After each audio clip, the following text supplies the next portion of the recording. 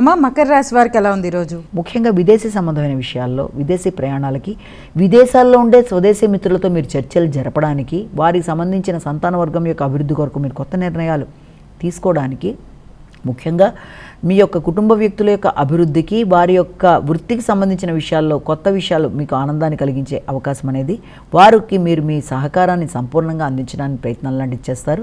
అలాగే క్రియేటివిటీ మీది పెరుగుతుంది. అలాగే సృజనాత్మకతతో తీసుకునే నిర్ణయాలు, కృషిశీలతతో ముందుకు వెళ్ళే విధానాలు అన్నీ కూడా చాలా వరకు అనుకూలంగా ఉంటాయి. వ్యక్తుల యొక్క సహకారం, ముఖ్యంగా మీ యొక్క మిత్రుల్లో కావచ్చు, లేకపోతే మీ యొక్క బంధువర్గంలో మీ యొక్క సోదరి వర్గంతో కలిపి చక్కటి చర్చలు చేసి, అలాగే మంచి నిర్ణయాలు తీసుకొని మీ యొక్క సంతాన వర్గం అభివృద్ధి విషయంలో కీలకంగా నిర్ణయాలు తీసుకుంటారు. కుంభరాశి.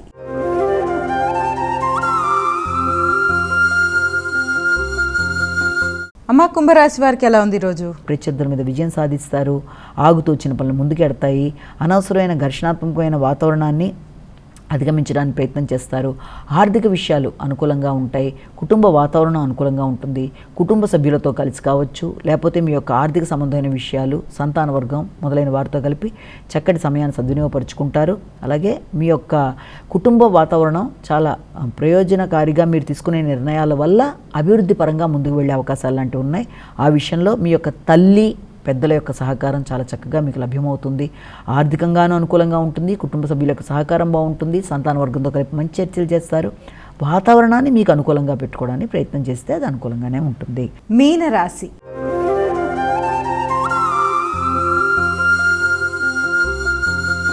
అమ్మ మీనరాశి వారికి ఎలా ఉంది ఈరోజు? వృత్తిపరమైన విషయాల మీద అధిక శ్రద్ధ తీసుకున్నప్పటికీ, వృత్తిలో సంబంధం లేని వ్యక్తులతో అనవసరమైన ఘర్షణలకి తగిన విధంగా దూరంగా ఉండాలి.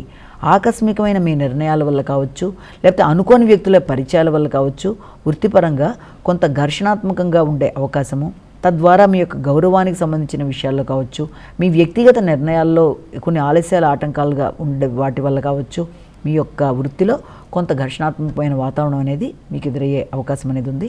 అలాగే విద్యార్థులకు విద్య మీద దృష్టిని కేటాయించాలి. గృహ సౌఖ్యాన్ని పెంపొందించుకోవాలి. వాతావరణాన్ని అనుకూలంగా మలుచుకోవాలి. విద్యా సంబంధమైన విషయాల్లో మీకు ఎదురవుతున్న ఇబ్బందుల్ని అధిగమించడానికి హైగిరివాని అనే శ్లోకాన్ని పఠిస్తూ ముందుకు వెళ్ళడం బట్టి విద్యాపరమైన విషయాల్లో అభివృద్ధికరంగా ఉండే అవకాశం అనేది కనబడుతుంది.